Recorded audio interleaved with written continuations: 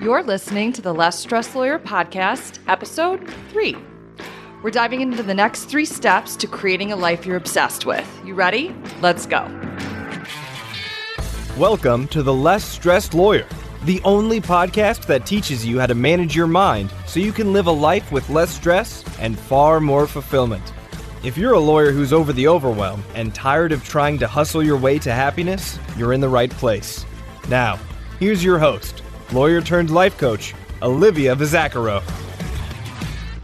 Hello. I am tempted to say good evening right now because I'm recording this episode in the evening. And when I was in law school, I had this torts professor. And if I haven't mentioned it yet, I was an evening student in law school. I went to school at night. So all of my classes were at night. And my torts professor, used to start every single lecture with the phrase, good evening. And usually he would give us a double good evening. So he would say, good evening, and then kick off into his lecture. I highly doubt he's listening right now, but if he is, Professor Long, hello to you. I don't know if you guys have a professor that stands out to you more than the others, but he was definitely one of them for me. He was the best at the Socratic method I had in my first semester. Anyways, good evening if that's when you're tuning into this episode. If it's not, good, insert whatever part of the day it happens to be where you are while you're listening. All right? And speaking of evenings and location, actually, I'm in Detroit, and it's finally the part of the year where you start to notice that the sunset is happening later and later in the evening and that winter is almost over. And my friends, all I can say is good riddance. I am ready for it to be warm again. If you're lucky and it's warm wherever you're listening from, I am envious. And I can't wait for that warm weather to come to Detroit. Anyways, enough about evenings, law professors, and the weather. Let's dive into today's topic. In episode 1, I gave you the foundation that you need to create a life you're obsessed with. I taught you to identify and own the choices you've previously made and are currently making that have created your current results. And I talked about how to find your reasons for making those choices and decide whether or not you like them. And if you don't like those reasons, if you don't like your choices and you don't like the results you currently have, I gave you the first 3 steps to making the necessary changes to creating a life you're obsessed with. I gave those to you in episode 2. Specifically, I taught you to figure out what exactly you want. I went through figuring out why you want those things. And then I taught you how to reverse engineer those results. All right? Once those results are reverse engineered and you have that roadmap for how to create them, all that's left to do is start taking action. But as you may find, or maybe you've already found to be true, that tends to be easier said than done. So that's going to be the focus of this episode. When you find yourself not taking action, when intellectually you know what you need to do, but you just can't seem to bring yourself to do it, that's what we're going to be talking about today. I'm going to teach you the last 3 things you need to do in order to overcome those obstacles, in order to get out of your own way so you can go on to create the life you're obsessed with. Okay? But before I dive in and specifically discuss each of those last 3 steps, I need to explain something to you. As a rule of thumb, here's what I need you to know. The only 2 problems that are ever preventing you from creating those desired results, your desired results, are number 1, a negative thought you're currently thinking, or number 2, a negative feeling you're unwilling to feel. And I'm going to give you a couple examples of this to further evidence this point, okay? First one, let's say you want to quit your job and start your own law firm. You've figured out what you want. That's step 1. You've gone through and you've identified your reasons. You've figured out your why and you've decided that you know those reasons and you like them. And you've gone through and you've reverse engineered that result by identifying all the things you need to do in order to create it. You've created that roadmap to those desired results. But now you find that you're not taking action, okay? It's either because of a thought you're thinking or because of a feeling that you're unwilling to feel. You might be thinking something along the lines of, I might not be able to do it on my own. And when you're thinking that way, you're going to feel extremely uncertain, maybe worried too. And when you feel uncertain and worried, your natural reaction is going to be to shut down, kind of abort the mission, to not take action, maybe to spin in indecision and freeze. Or you're going to go and distract yourself with something else, do something else in the interim. All right? More than anything, most likely what you don't do is move forward in spite of and despite that uncertainty, despite and in spite of that worry, right? You don't move forward. And that's a problem, right? Because if you don't move forward, you'll never create that desired result. You'll never start your own firm. You'll never leave that job. So what's the solution here? It's one of two things or a combination of both of them. You've got to either change your thinking so you can reduce that negative emotion, you can eliminate that uncertainty or reduce that uncertainty, eliminate that worry or reduce that worry. And what this looks like would be perhaps instead of thinking that you might not be able to do it on your own, you choose to think the thought, no matter what comes my way, I'll be able to figure it out. And if you were thinking that way, right, you're going to feel really determined, you're going to feel really motivated, you're going to feel really confident in your own abilities, in your own resourcefulness. That's going to put you in such a different mindset and drive you to take much different action than that uncertainty and that worry, okay? Or what you need to do, and like I said, this is either an or an and. You either need to do this instead of changing your thought or in conjunction with changing your thought. You need to allow yourself to feel uncertain and worried and move forward regardless, in spite of and despite that discomfort. I'll give you one more example here. Perhaps you want to take time off of work, and that would help you create the desired result of having more time for yourself, more time for travel, more time for family and friends, more time for hobbies. Maybe you want to volunteer, right? Whatever it is. And even though you have the desire to take time off, your thinking, your default way of thinking is, I shouldn't take time off with everything I have on my plate. And when you're thinking that way, you feel super guilty, right? So many of my clients struggle with feeling guilty very often. And when you start to feel guilty, you run for the hills, right? You abort. Again, you don't take the time off. You don't follow through with that roadmap to those desired results. You do what you've always done. You just work more. So what's the solution here? Well, you've either got to change the thought to reduce or eliminate the guilt. Perhaps instead of thinking that you shouldn't take time off, instead you think, it's okay for me to take time off. There's always going to be more work for me to do, so now's as good of time as any. And instead of feeling guilty then, you're going to start to feel maybe compassionate with yourself, maybe loving towards yourself, maybe understanding. And that compassion, that self-love, that understanding is going to drive you to take that time off, right? You've dialed down the guilt then.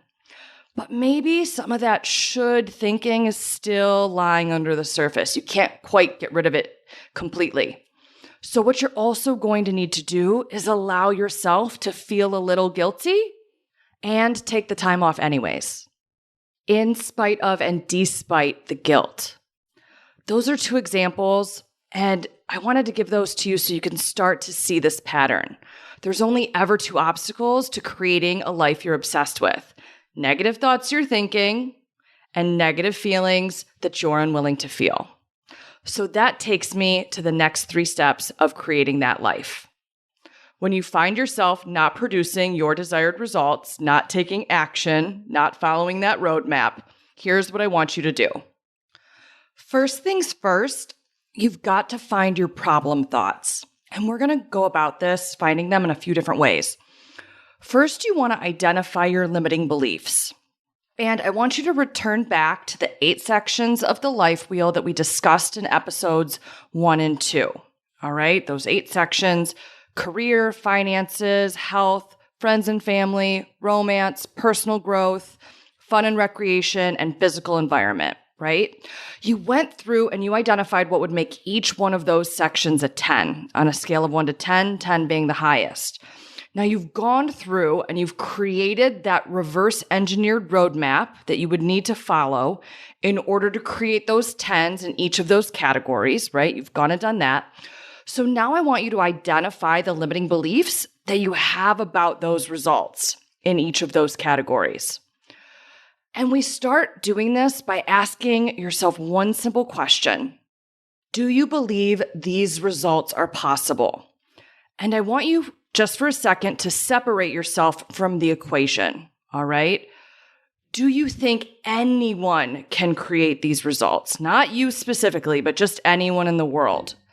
If you think it isn't possible to achieve these results, I hate to break it to you, but you will not take action to create them.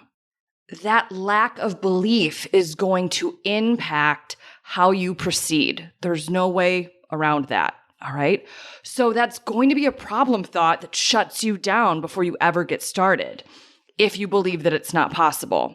And I'm going to teach you in an upcoming episode how to go from believing something's impossible to believing it's inevitable. I'm going to walk you through how to build belief.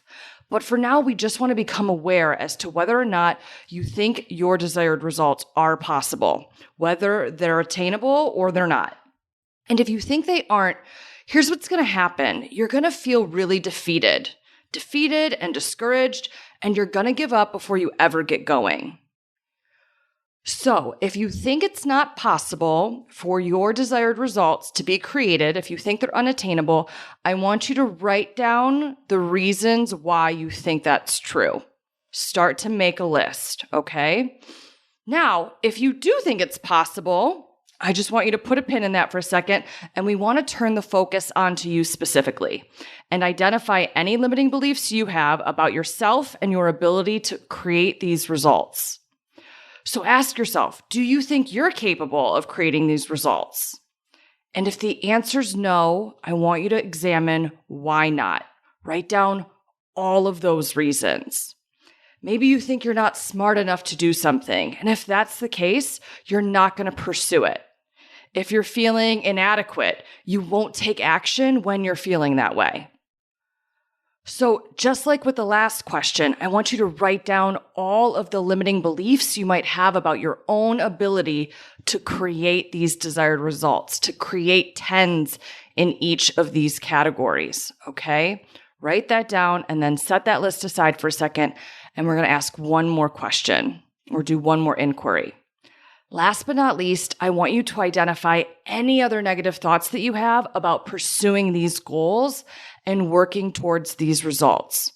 Write them all down. They might look something like, this is going to be so hard, or it's going to take me way too much time. And if you're thinking those thoughts, you're going to feel exhausted ahead of time, and you're going to feel really overwhelmed. And when you're feeling exhausted and overwhelmed, again, you're not going to take action. You're going to shut yourself down before you ever get started.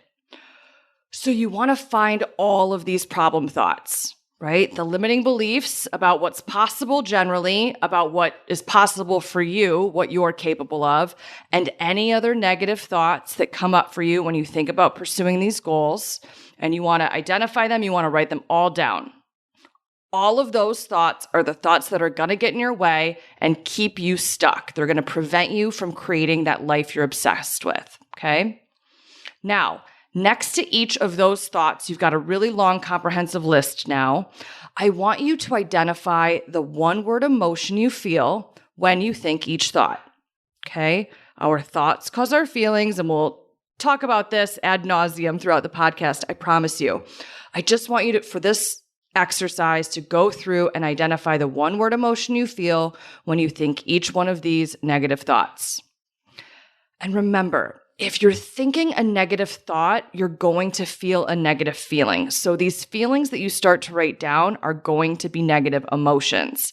So again, just next to each thought, write down the negative emotion that comes up for you when you think each one.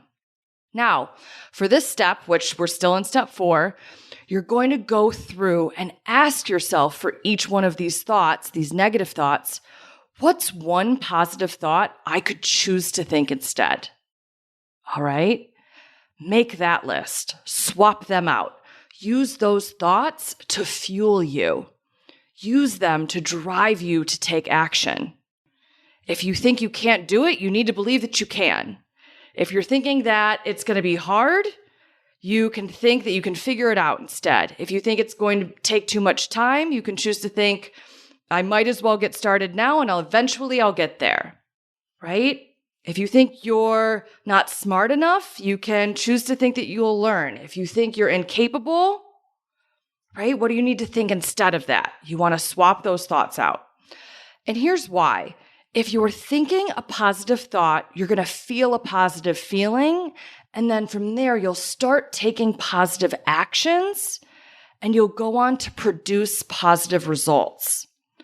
So I want you to come up with those positive thoughts and feelings and use them to motivate you into moving forward. All right? So give yourself some time to do that exercise. You can either pick one of the 8 categories on the life wheel and walk all the way through it, or you can go through all 8. Totally up to you. Now, important caveat here. This work is twofold. Yes, changing your thinking is absolutely a game changer when it comes to creating a life you're obsessed with. 100,000%. Okay? But it's only half the equation. Because chances are, even when you swap out some of those limiting beliefs and other negative thoughts with positive thoughts that will fuel you to take action, you're still a human.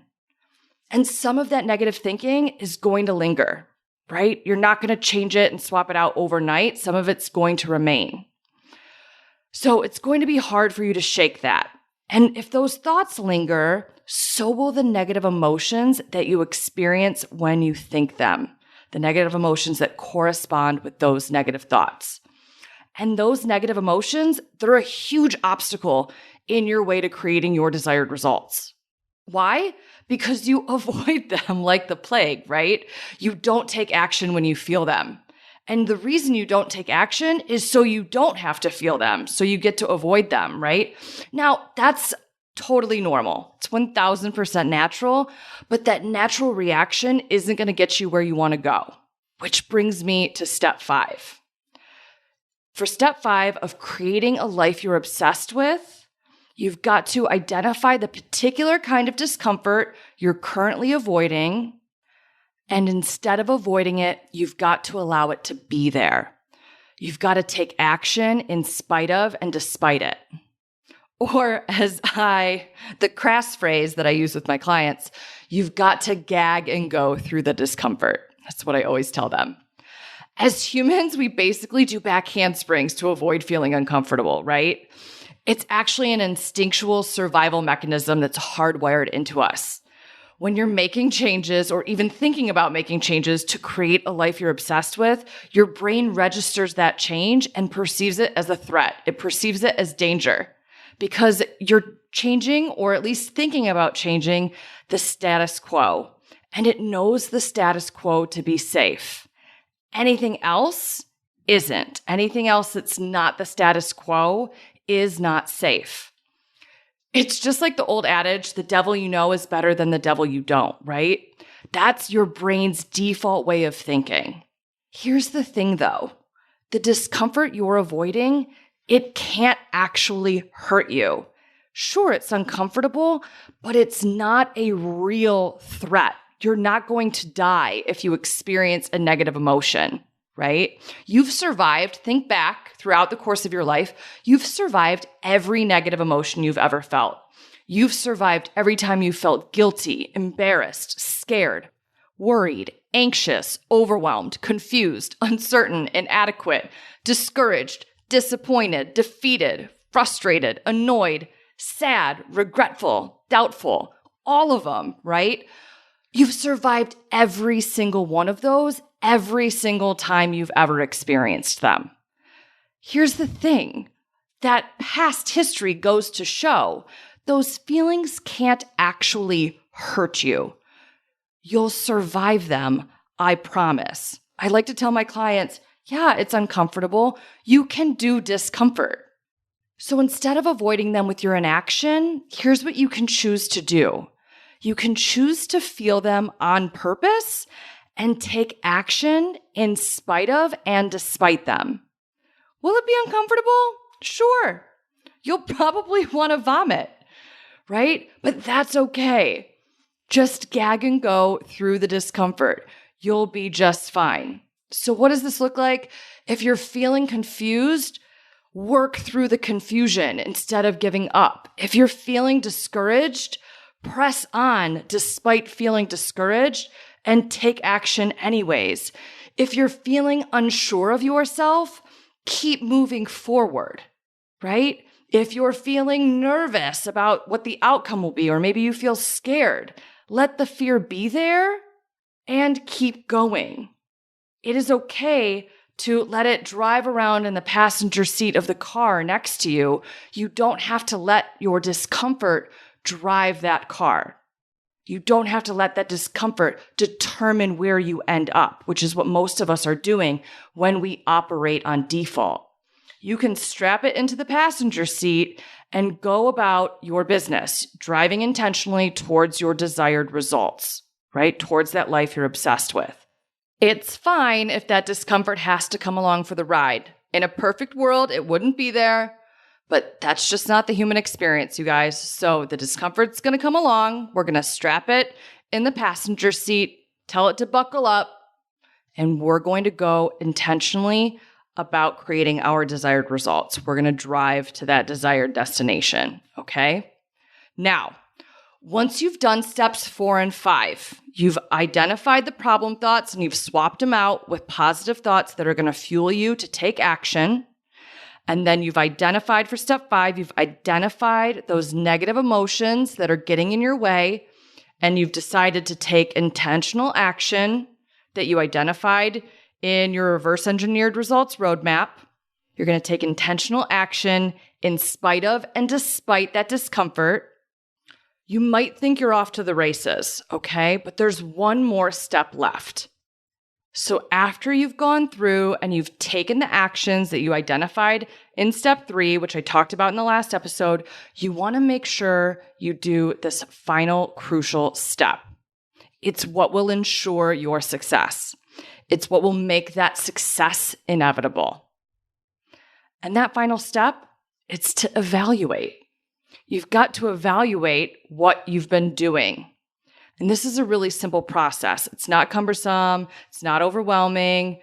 It's really straightforward and simple. All you have to do is ask yourself 3 questions and answer them. What worked? What didn't work?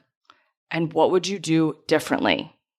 Now, we start with what worked because our brain tends to default to the negative automatically. So we always want to start with what worked. We want to be truth tellers and not just focus on what didn't. So we want to give equal airtime to both. We start with what worked because that sets us up with a positive mindset before we move to what didn't work. All right.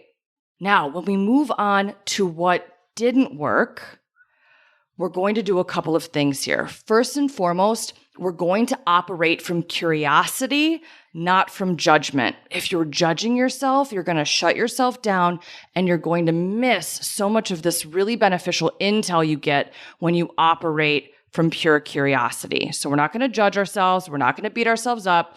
We're just going to get really curious about what didn't work. Okay? Now, you're going to look at your actions first. Identify all of the actions you took, which ones didn't work, what tweaks might you want to make. Test your hypothesis here, right? I also want you to look, though, at your thoughts. What thoughts were you thinking while you were taking the actions that didn't work? How were you feeling when you were taking the action? If you're thinking negative thoughts and feeling negative feelings and taking action, it's going to impact the action you take. It's going to taint it. Think of it like bad perfume or cologne. That negativity will infect what you're doing and it'll impact how you're showing up. So we want to find that too. We want to identify those problem thoughts and feelings and note them. We also want to note maybe there were some extra emotions that you didn't identify in step 5 that you avoided instead of allowed. So you want to make note of that too. You're going to put all of that under the what didn't work section. All right. So identify all the actions that didn't work, all the problem thoughts that didn't work, that weren't serving you, and any feelings that you were unwilling to feel, that you resisted and avoided. instead of allowed. And then from there, you're going to move to the third part of the evaluation process. You're going to figure out what you'll do differently moving forward in order to fix what didn't work. All right. And you want to be really specific here. The more specific, the better. Because again, just like in step 3, you're going to create a roadmap to move forward, right? Follow the yellow brick road, so to speak. Then what do you do from there after you've gone through what worked, what didn't work, and what will you do differently? You just repeat that process by taking more action. All right? Act, audit, adapt. Act, audit, adapt. You take action. You audit the action that you took by evaluating that 3-step process I just taught you. And then you adapt. And once you've adapted through figuring out what you'll do differently, you go back into taking more action. Act, audit, adapt. All right? So those are the 6 steps. So you have them all comprehensively here. The 6 steps you need to take to create a life you're obsessed with are, number 1, figure out what it is you want. Number 2, figure out why you want it. Know and like those reasons. Number 3, reverse engineer your desired results and start taking action. And if you don't start taking action, you want to turn to steps 4, 5, and 6. Okay? Now, before jumping to steps 4, 5, and 6, you want to remember there are only ever 2 problems: a thought you're thinking or feelings you're unwilling to feel. So step 4, you start by identifying your problem thoughts and replace those thoughts with thoughts that serve you. Then, if some of those negative feelings caused by those problem thoughts are still lingering, identify the specific flavors of discomfort, those specific feelings. And step 5, take intentional action in spite of and despite them, aka gag and go. And finally, evaluate what worked, what didn't work, and what you'll do differently moving forward, okay? Those are the 6 steps. Now you've got everything you need to go out into the world and create a life you're obsessed with, all right? Have a marvelous week, my friends. I'll talk to you in the next episode. Oh, one more thing. If you enjoyed today's show and don't want to worry about missing an episode, be sure to follow the show wherever you listen to podcasts. And if you haven't already, I'd really appreciate it if you would leave a rating and review to let me know what you think about the Less Stressed Lawyer podcast. It doesn't have to be a 5-star review, although I really hope you love the show. I really want your honest feedback so I can create an amazing podcast that provides you with a ton of value. Visit thelessstressedlawyer.com/podcast launch for step-by-step instructions on how to follow, rate, and review the podcast. I'll talk to you guys soon. Thanks for listening to the Less Stressed Lawyer podcast. If you want more info about Olivia Bizacaro or the show's notes and resources from today's episode, visit thelessstressedlawyer.com.